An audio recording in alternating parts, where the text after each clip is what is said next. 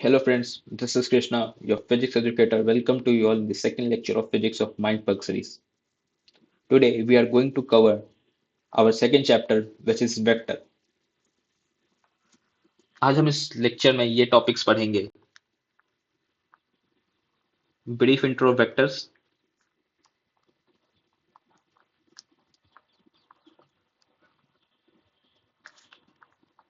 Addition methods of vectors,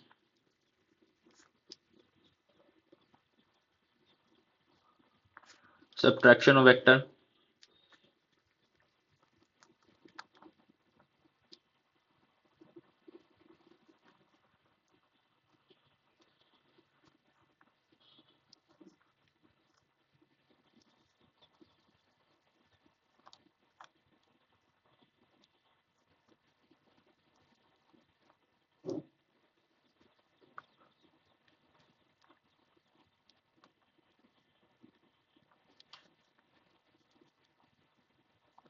और unit vectors. Moving forward, पिछले lecture में हमने फिजिकल क्वांटिटी के बारे में बात की थी।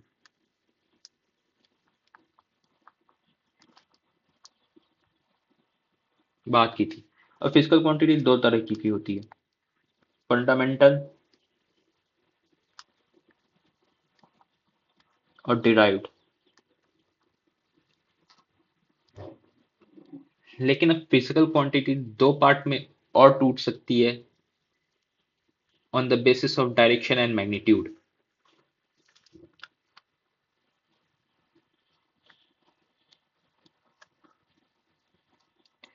अगर फिजिकल क्वांटिटी के पास सिर्फ मैग्नीट्यूड है तो उसे हम स्केलर क्वांटिटी कहते हैं।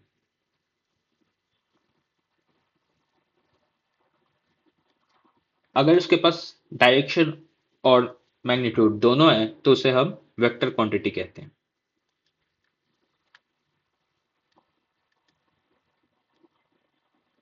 यहीं से आगे बढ़ते हैं अब हम वेक्टर्स। वेक्टर्स एक वैसी क्वांटिटी होती है जिसके पास मैग्नीट्यूड, डायरेक्शन दोनों होती है और वो वेक्टर अलजेब्रा लॉस को भी फॉलो करती है। एग्जाम्पल के तौर पे आप सब ने तीर को तो देखा होगा, एरो। अब एरो एक वेक्टर क्वांटिटी में आती है क्योंकि इसके पास एक सर्टेन लेंथ होती है, एज वेल एज ये कोई पर्टिकुलर डायरेक्शन में ही मूव कर सकती है।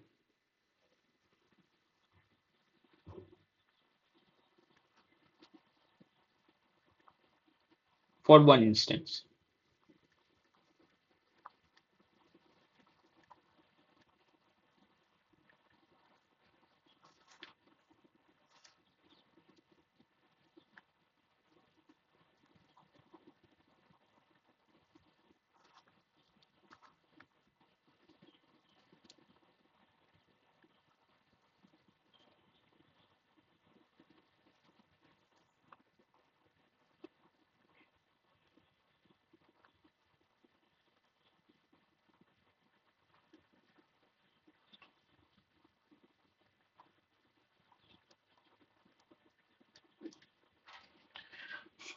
अब बात करेंगे angle between two vectors.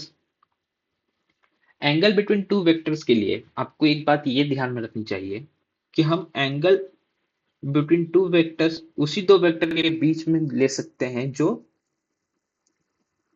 Tell to tell join हुआ हुआ। मतलब कि अगर आपका वेक्टर हेड टू हेड है तो इसे हम एंगल ऑफ वेक्टर्स नहीं बोल सकते। या फिर आपका वेक्टर हेड टू टेल भी है तभी आपका ये एंगल एंगल ऑफ वेक्टर नहीं कहलाएगा। अगर एंगल ऑफ वेक्टर कहलाना है उसे तो वो हेड टू हेड नहीं, सॉरी, टेल टू टेल ही ज्वाइन होना चाहिए।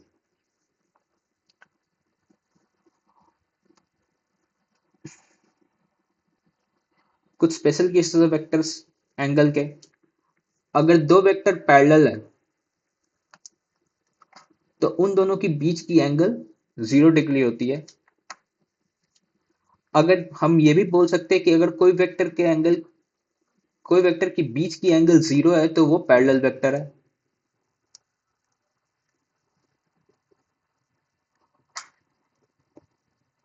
और कोई वेक्टर की बीच की एंगल 180 डिग्री है, मतलब कि वो एक दूसरे के अपोजिट डायरेक्शन में जा रही है, तो उसे एंटी पैरेलल वेक्टर कहते हैं।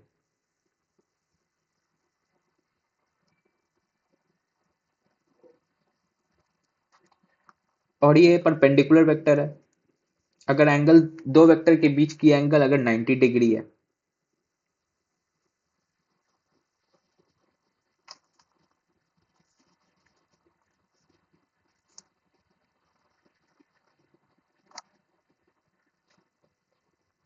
अब इसी में एक और स्पेशल केस होता है। अगर दो परपेंडिकुलर वेक्टर की एंगल 90 डिग्री, सॉरी, दो परपेंडिकुलर वेक्टर की मैग्नीट्यूड 1 है या फिर यूनिट है, तो उसे हम ऑर्थोगोनल वेक्टर कहते हैं। Just a minute.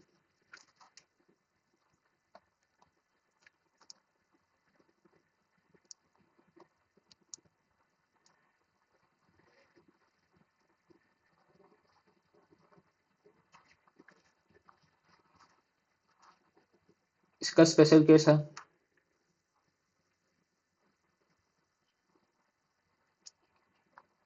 If magnitude is 1 and they are perpendicular, तो ये ऑर्थोगोनल वेक्टर होता है।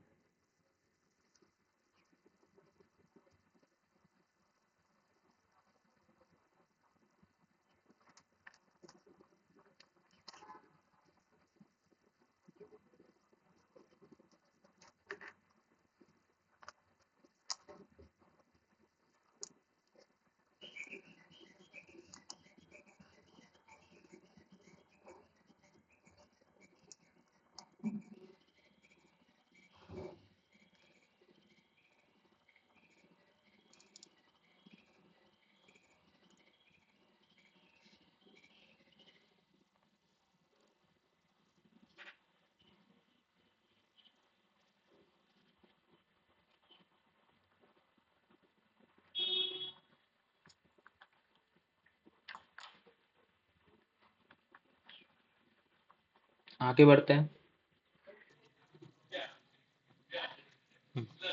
एडिशन ऑफ वेक्टर्स में हम दो लॉ के बारे में बात करेंगे, एक ट्रायंगल लॉ और एक पैरेललोग्राम। आगे बढ़ते हैं। ट्रायंगल लॉ हमें ये बताता है कि अगर दो वेक्टर ए और बी है तो उसका रिजल्टेंट आर वेक्टर, जो कि इस फिगर में रिप्रेजेंट किया गया है, वो ए के टेल से बी के हेड की तरफ जाएगा।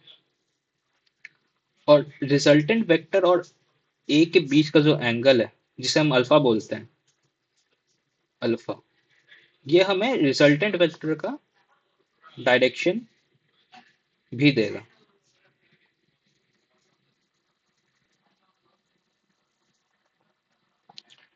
अब रिजल्टेंट वेक्टर की मैग्नीट्यूड निकालने की ये फॉर्मूला होती है, जिसकी प्रूफ की कोई नेसेसिटी नहीं है।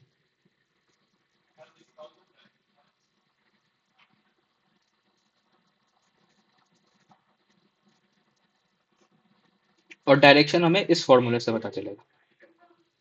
tan alpha magnitude of sine theta upon magnitude of B plus magnitude of A cos theta.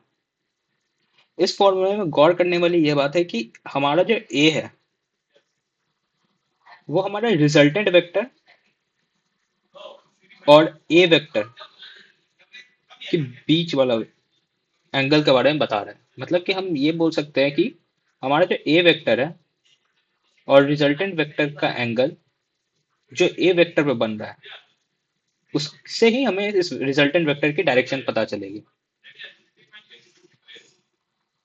Example के तौर पे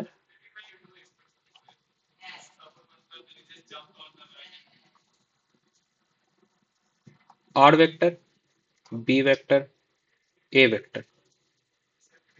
अगर हमें इसमें लेट से कि एंगल बीटा है, तो tan बीटा को हम modulus of A vector into sine theta upon, sorry, B vector,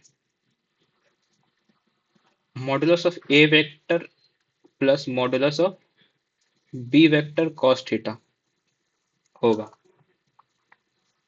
क्योंकि हमारा बी पे एंगल सब्टेंड हो रहा है, इसलिए बी वेक्टर का ही कंपोनेंट लिया जाएगा।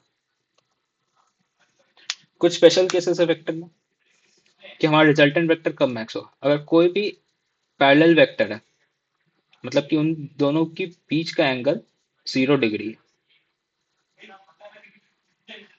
तो उस केस में दोनों वेक्टर्स ऐड हो जाएंगे और हमें आर मैक्स मिलेगा। और दो वेक्टर की मिनिमम वैल्यू कब होगी, जब उन दोनों के बीच का एंगल 180 डिग्री हो, मीन्स हमारा एंटी पैरेलल वेक्टर।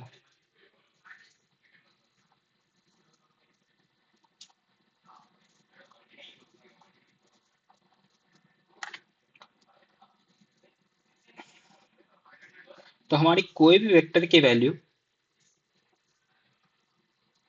की रेंज इस फॉर्मूले से हम निकाल सकते हैं, जिसका formula modulus of A vector minus modulus of B vector की whole modulus should be greater than modulus of A vector plus B vector, जो कि हमारा अल्टीमेटली आर वेक्टर होगा, और is greater than modulus of A vector plus modulus of B vector. ये example है जिसमें late say कि हमारा फोर्स जो है F1 वो 5 न्यूटन है, और F2 जो है हमारा 12 न्यूटन है। तो इसकी मैक्सिमम और मिनिमम वैल्यू कहाँ से कहाँ तक रेंज करेगी, ये हमें बताना है। तो जैसे हमें पता है कि हमारी मैक्सिमम वैल्यू कितनी हो सकती है, अगर ये दोनों पैरेलल वेक्टर हैं F1 F2, suppose F1 F2 is parallel,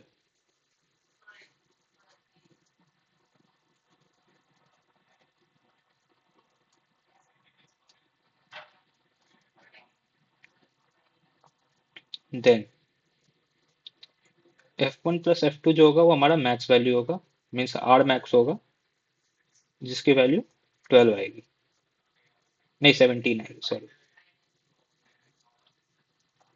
और if F1 and F2 are anti-parallel,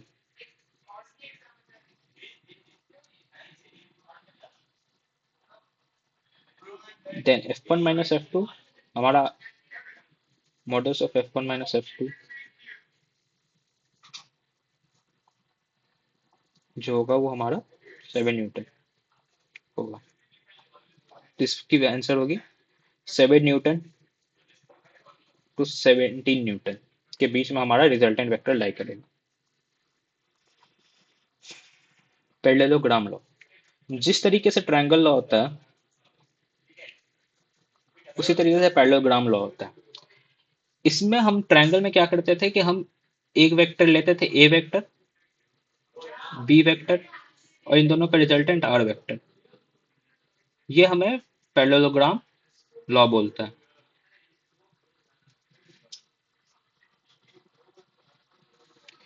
कि अगर हमारे पास कोई भी दो वेक्टर है तो उसका हम पैरेललोग्राम बना सकते हैं, और उसकी जो डायगोनल होगी हमें रिजल्टेंट वेक्टर देगी। ये पैरेललोग्राम लॉ होता है।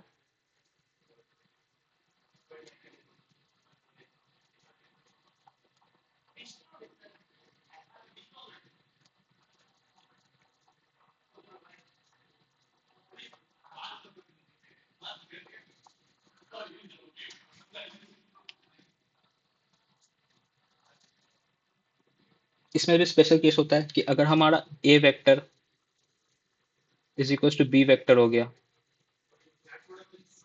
तो एक रोम्बस बन जाती है, क्योंकि मैग्नीट्यूड ऑफ ए वेक्टर जो होगा वो मैग्नीट्यूड ऑफ बी वेक्टर के बराबर हो जाएगा। Means magnitude of A vector जो होगा मैग्नीट्यूड ऑफ बी वेक्टर के बराबर हो गया, तो दो साइड इक्वल हो जाएंगी, हेंस ये एक रोम्बस बनेगा। अब कोई जरूरी नहीं है कि हम ये बोल दें कि ये स्क्वायर बनेगा, क्योंकि अगर दो साइड इक्वल है,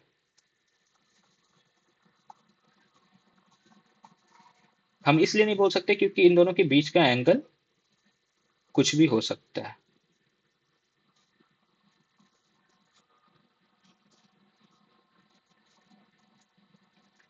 थीटा कैन रेंज फ्रॉम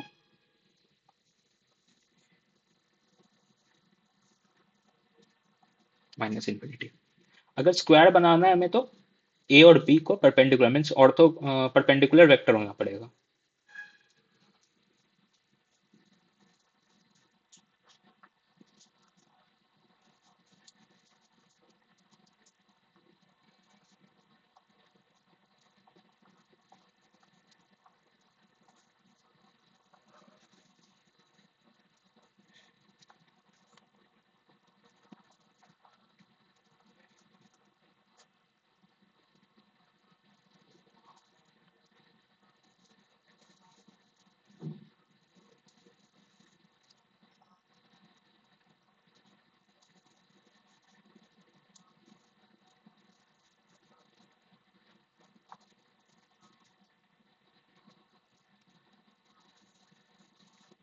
अगर स्क्वायर वेक्टर है तो हमारा जो रिजल्टेंट वेक्टर होगा, लेट्स से कि ये स्क्वायर वेक्टर है हमारा,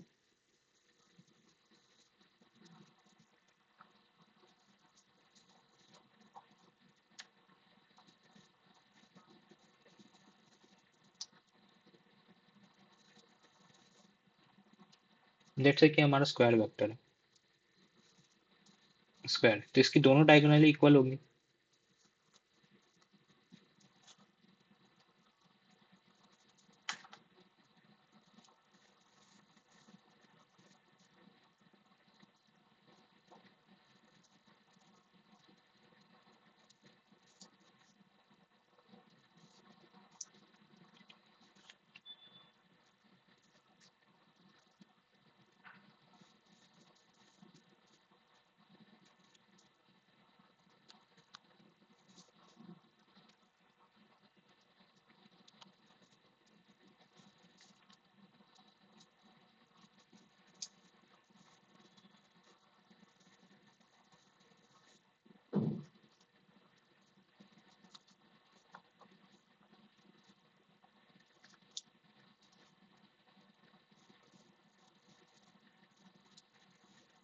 स्क्वायर वेक्टर है, तो इसमें होगी क्या कि हमारी ये वाली डायगोनल और ये वाली डायगोनल D1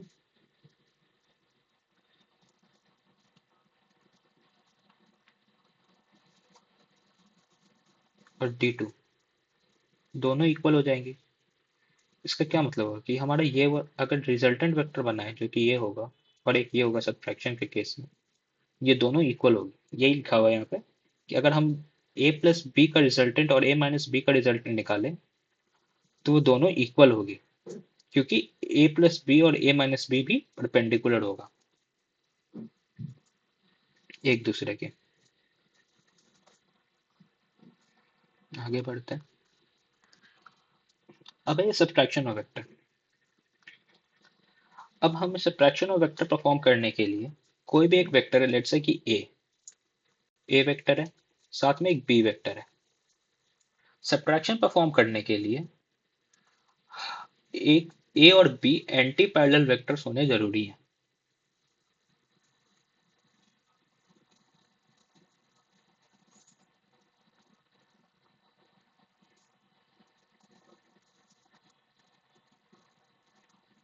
तो हम इसमें कुछ नहीं करते, बस एरो को इन्वर्ट कर देते हैं। जैसे इस केस में हमारा ए वेक्टर ये रहा और बी वेक्टर ये रहा, तो रिजल्टेंट वेक्टर हमारा ए माइनस मतलब बी वेक्टर हमारा ये रहा। तो जैसे ही हम इसको इन्वर्ट करेंगे 180 माइनस पाई, मतलब कि हम इसको एंटी पैरेलल वेक्टर बना रहे बी का, तो इसकी डायरेक्शन कुछ ऐसी हो जाएगी, ये वाली। तो इसे हम माइनस बी लिख सकते हैं। तो हमारा रिजल्टेंट क्या होगा, आर ए माइनस बी, जिसको अगर आप रीअरेंज करें तो ये बनेगी A vector plus of minus of B vector. अब माइनस और बी वेक्टर इसलिए आ रहा है क्योंकि हमने बी का जो है बी को 180 डिग्री से घुमा दिया था। अब क्योंकि ये भी एक ट्रायंगल लॉ फॉलो कर रहा है,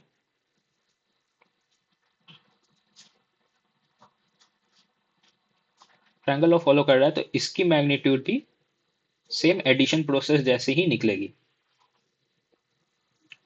और इसका जो डायरेक्शन होगा उसमें बस एक चीज चेंज होगी कि हमारी जो एडिशन लॉ ऑफ ट्रायंगल होती थी उसमें B plus A modulus of B plus modulus of A cos theta होता था। यहाँ पे प्लस की जगह माइनस होगा, बाकी सारी चीजें सेम होगी जिससे आपको याद करने में ही आसानी होगी।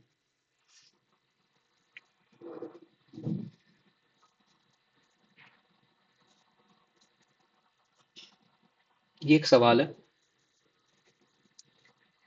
If both vector have same magnitude says A, then calculate the magnitude and the direction of AI plus AF। ठीक है।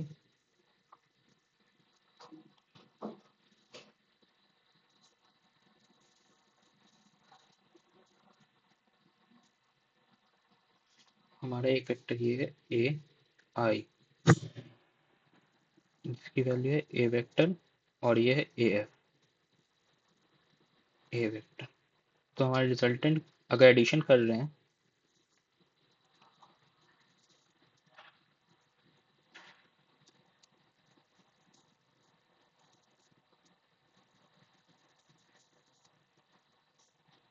तो ये बनेगी आर वेक्टर, जो कि होगी A I vector plus A F vector,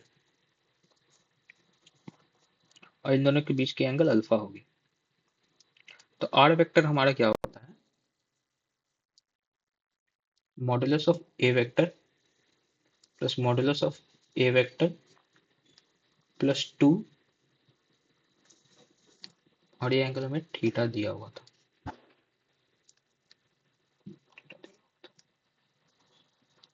theta दिया हुआ था, plus 2 modulus of A into modulus of A into cos theta, जिसकी वैल्यू होगी R vector into 2a² plus 2a² into cos theta. Further solve करेंगे तो ये बनेगी under root of 4a², sorry 2a² into 1 plus cos theta.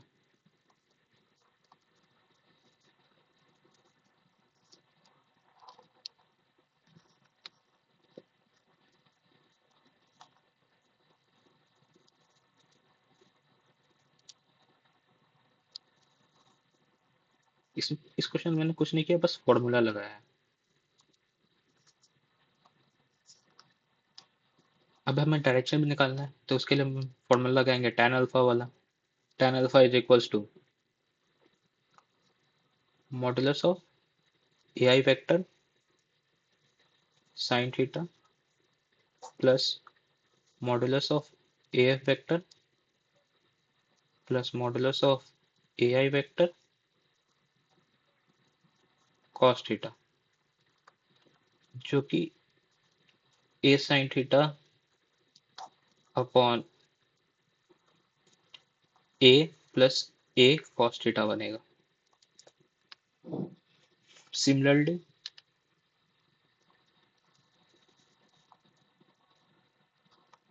Subtraction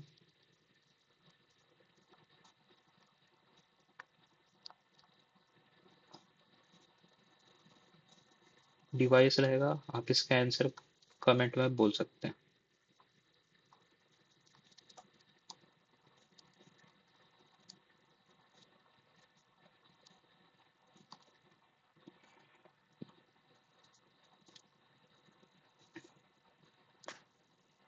एक question और है कि हमारा सी वेक्टर जो है, जिसको आप आर वेक्टर भी बोल सकते हैं, वो ए प्लस बी वेक्टर है।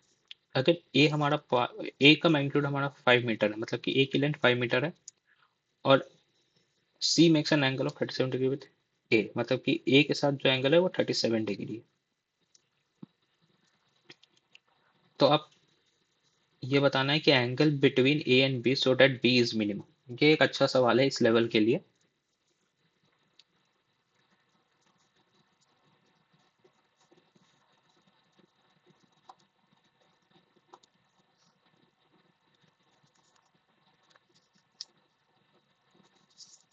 हमें क्या दिया है कि हमारा एक वेक्टर सी है,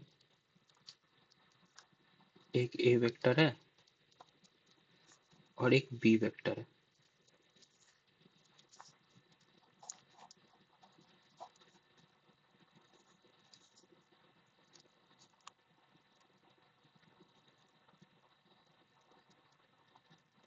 बी वेक्टर है।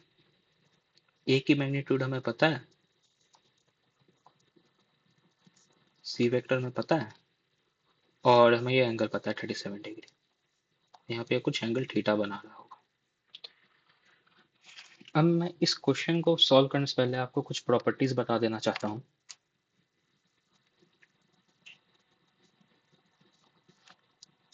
कि हम किसी भी वेक्टर को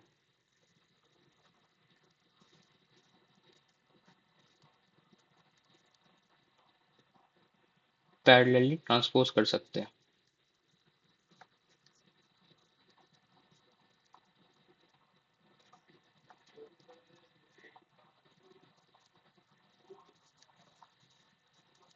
इसका क्या मतलब हुआ कि लेट से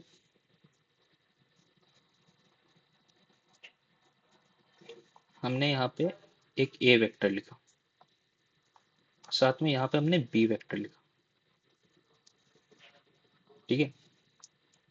तो हम इससे ऐसे भी लिख सकते हैं कि हमारा बी वेक्टर यहाँ पे है, ए वेक्टर यहाँ पे है। मतलब हम ए वेक्टर को शिफ्ट कर कर लिख सकते हैं, तब भी इन दोनों के एंगल के बीच का थीटा होगा, अभी भी थीटा ही है, इसमें कोई चेंजेस नहीं होगी। और एक चीज और बताना चाहता हूं मैं कि कोई भी वेक्टर मिनिमम तब होता है जब वो एक दूसरे के म्यूचुअली परपेंडिकुलर हो। तो लेट्स से कि ये सी वेक्टर है, ये ए वेक्टर है, और ये हमारा बी वेक्टर है। तो सी वेक्टर को मिनिमम होने के लिए ए और बी दोनों को म्यूचुअली परपेंडिकुलर होना पड़ेगा, तब जाके सी वेक्टर मिनिमम हो पाएगा, क्योंकि अल्टीमेटली सी वेक्टर का मैग्नीट्यूड क्या हो, A vector square plus B vector.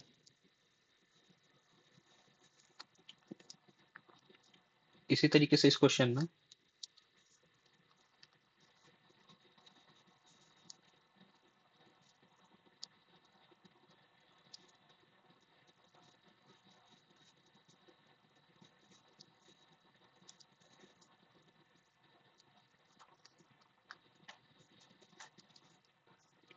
हमें ये बोला गया है कि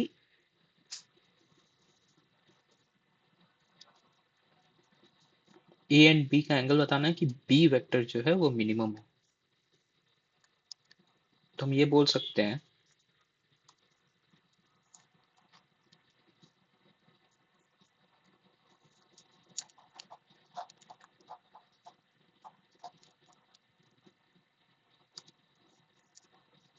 हमारा A vector C vector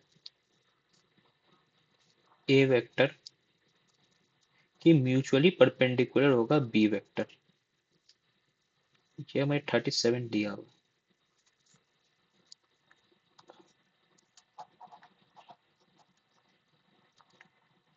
C vector के म्यूचुअली परपेंडिकुलर होगा बी वेक्टर, और ए वेक्टर तो हमें पता ही है।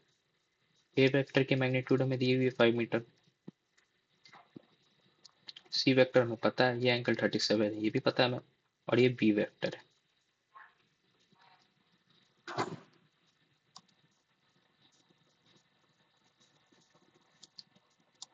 अब क्योंकि हमें ये एंगल भी पता चल चुका है कि बी जो है वो परपेंडिकुलर सी के, तो हम एक्सटीरियर एंगल प्रॉपर्टी से ये बोल सकते हैं कि ये एंगल जो होगा 127 डिग्री होगा, जो कि इस क्वेश्चन में पूछ रहा था। Angle between A and B so that magnitude of B is minimum, मतलब कि बी हमारा परपेंडिकुलर होगा सी वेक्टर के, जिस तरीके से। तो इसका आंसर होगा 127 degree, and angle between B and C भी 90 डिग्री होगा, जो कि हम अभी पता किए थे।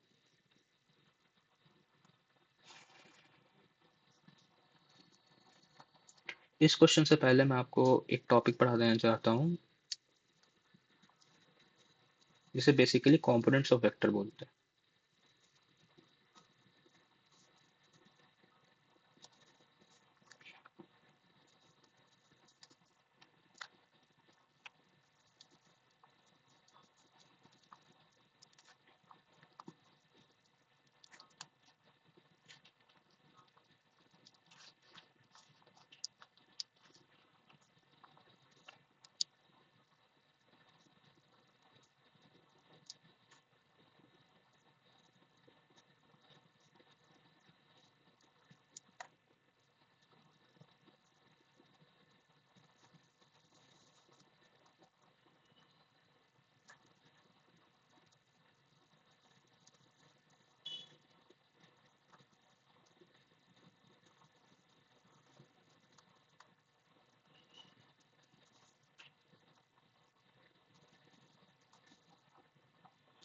लेट्स से कि हमारा ये कोऑर्डिनेट एक्सिस है, एक्स और वाई, ठीक है। और हमारा ये वेक्टर लेट्स से कि आर वेक्टर, तो अब हम इस और ये एंगल थीटा बना रहे हैं एक्स एक्सिस के साथ, तो हम इस आर वेक्टर की दो कंपोनेंट कर सकते हैं, मतलब इसे दो पार्ट में तोड़ सकते हैं, एक एक्स की डायरेक्शन में और एक वाई की डायरेक्शन में। अब इस कंपोनेंट को तोड़ने का बहुत आसान तरीका होता है कि आर वेक्टर जिसके साथ भी एंगल बना रहा हो, लेट्स से कि ये एक्स के साथ मतलब हॉरिजॉन्टल के साथ एंगल बना रहा है, तो हॉरिजॉन्टल डायरेक्शन में इसकी कंपोनेंट आर कॉस थीटा हो जाएगी और वर्टिकल डायरेक्शन में आर साइन थीटा हो जाएगी, ठीक है। अब हमें ये हमारा, तो हम आर वेक्टर को ऐसे लिख सकते हैं, R cos theta I cap plus R sine theta J cap. अगर लेट से कि हमें जेड डायरेक्शन को दिखाना है तो उसके लिए हम के कैप यूज करते हैं, ये हमारा आई कैप हो जाता है, X cap is equal to I cap, और ये हमारा जे कैप हो जाता है। और जेड डायरेक्शन जो होता है, जो कि हमारे तरफ होगा बाहर, स्क्रीन से बाहर, उसे हम के कैप से रिप्रेजेंट करते हैं।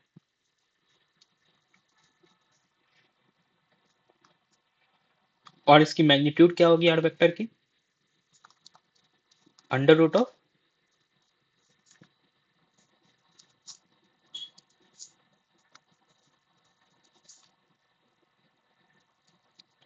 आर थीटा का whole square plus R sine theta का होल स्क्वायर, जो कि बनता है R square common cos square theta plus sine square theta, जो कि अल्टीमेटली बनेगा आर स्क्वायर, जो कि होगा आर। ये होगा मैग्नीट्यूड ऑफ आर।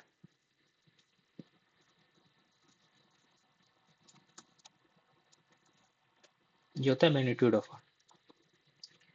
इसी तरीके से लेट से कि हमें एक वेक्टर दिया हुआ है आर वेक्टर, जिसकी है 1 i cap 2 j cap plus 3 k cap. इसका क्या मतलब हुआ कि हमारा कोऑर्डिनेट एक्सिस ये रहा, वाई एक्स और ये जेड। हमारा एक्स के डायरेक्शन में है 1 यूनिट, वाई के डायरेक्शन में है 2 यूनिट और जेड के डायरेक्शन में है 3 unit. K cap means Z direction, J means Y direction, I means के एक्स डायरेक्शन। तो हमारा जो रिजल्टेंट वेक्टर होगा वो कहीं यहाँ पे होगा, मतलब तीनों एक्सिस से कोइंसाइड करते हुए और किसी ऐसे प्लेन में जहां पर तीनों एक्स और वाई और जेड मीट कर रहे हैं। अगर हमें इसका मैग्नीट्यूड निकालना है, आर वेक्टर का मैग्नीट्यूड निकालना है, तो ये भी एकदम सिमिलर प्रिंसिपल पर काम करेगा, 1 का स्क्वायर 2 का स्क्वायर प्लस 3 का स्क्वायर, जो बेसिकली हमें देगा अंडर रूट ऑफ 14। ये हमारा आर का मैग्नीट्यूड हो जाएगा। आगे बढ़ते हैं अब इस क्वेश्चन में।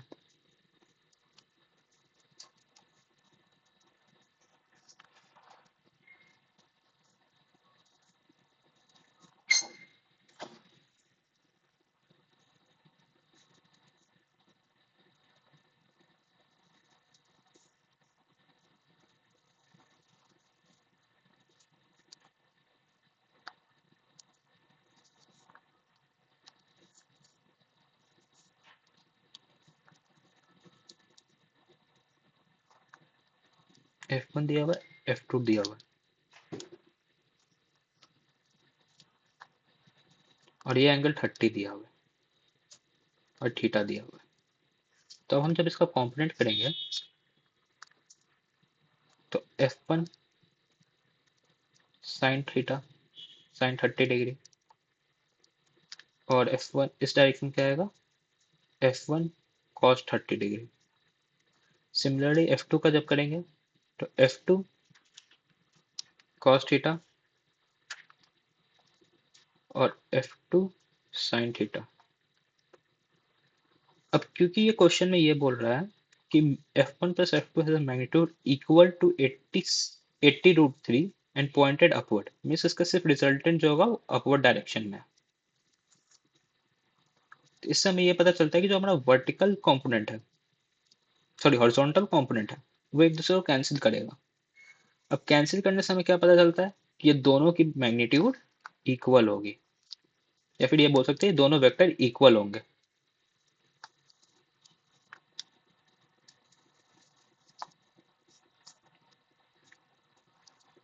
तो आगे सॉल्व करते हैं। अब F2 sin theta is equals to F1 sin 30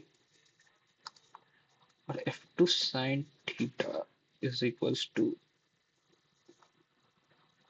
F1/2, मतलब कि हमारा sin थीटा का वैल्यू sin 30 डिग्री 1/2 होता है। तो F1 हमारा क्या आ गया यहाँ से, 2F2 sin थीटा।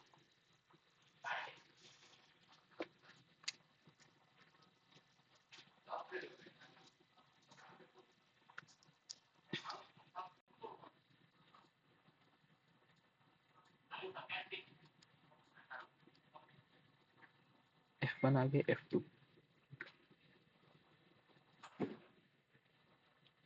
हाँ, इस क्वेश्चन में एक चीज और ऐड करेंगे, फाइंड मैक्स एंड मिन ऑफ F2 वेक्टर, ना कि F1 vector.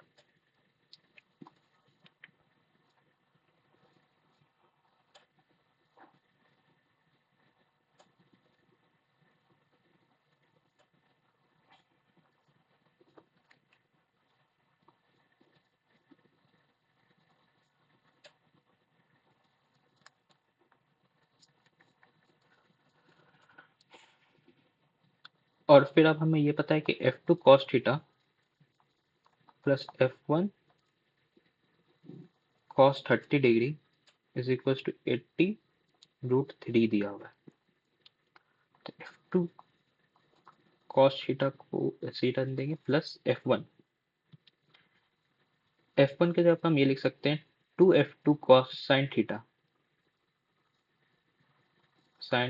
Into cos 30 degree is equal to 80 √3।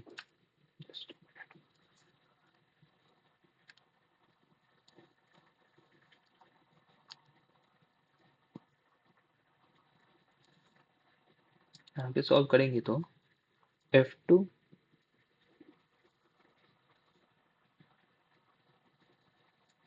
Common cos theta plus of √3 sin theta is equal to 80 √3।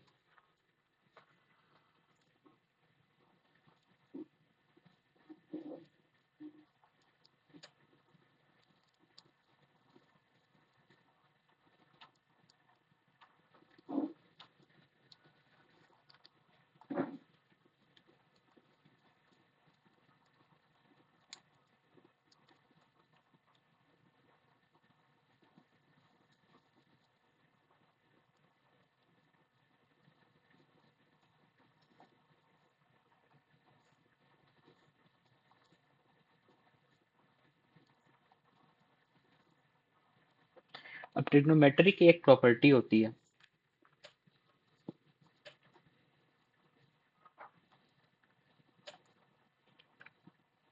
कि अगर हमारे पास a cos theta plus b sin theta दिया हुआ है तो इसकी मैक्स वैल्यू जो होगी वो under root of A square plus B square होगी, पर इसकी मीन वैल्यू जो होगी वो A square minus B square होगी, इसकी मॉडुलस। उसी प्रिंसिपल पर अगर हम काम करेंगे तो हमारा F2 जो है,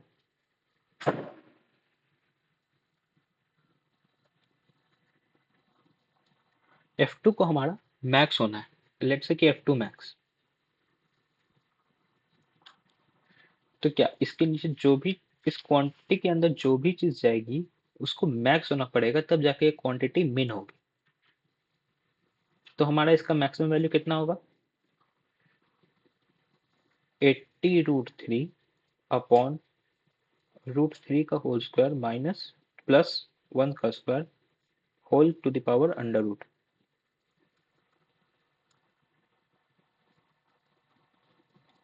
जिसकी वैल्यू आएगी 80√3/2, ultimately 40√3। Similarly for F minimum. आगे बढ़ते हैं। Unit vector. यूनिट वेक्टर एक ऐसी वेक्टर होती है जिसकी मैग्नीट्यूड 1 होती है ऑल डायरेक्शन में।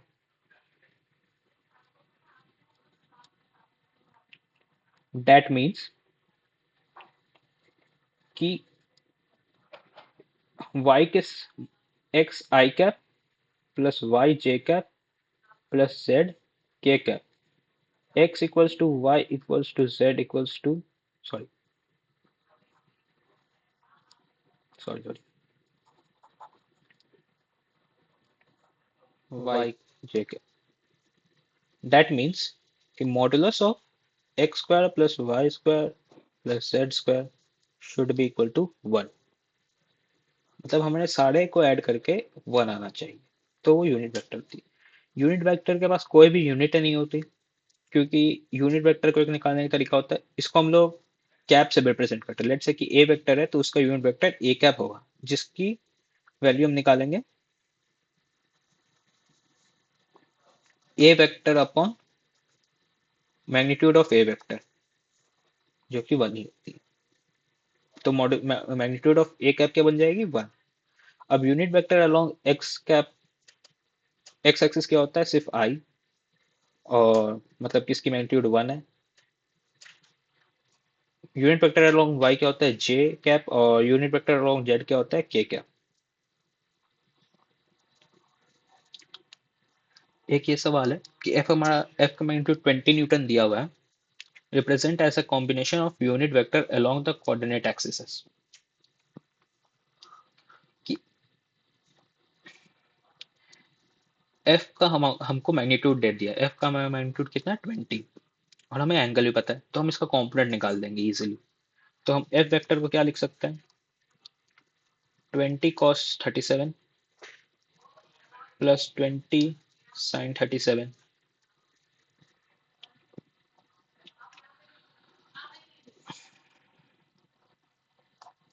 ठीक है।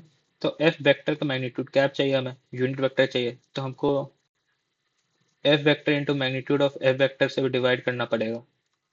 ये आई कैप और ये जे कैप में भी है, तो बन जाएगी 20 cos 37 I cap by magnitude हमारा 20 है, plus 20 sin 37 by 20 J cap, जिसका फर्दर सॉल्व करिएगा तो हमें बनेगा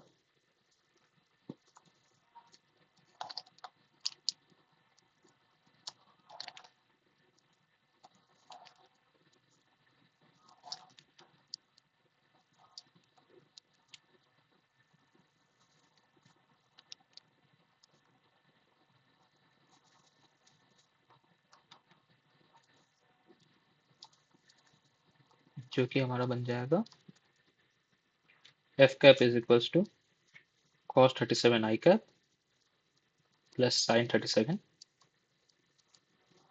जे कैप। ये हमारा यूनिट वेक्टर बनेगा।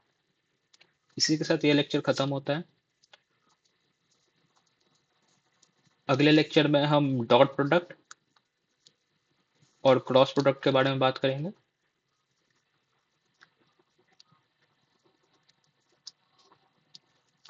कॉर्पोरेट क्रॉस प्रोडक्ट के बारे में बात करेंगे। और आपकी इसकी असाइनमेंट डीपीपी और नोट्स टेलीग्राम चैनल में मिल जाएगी।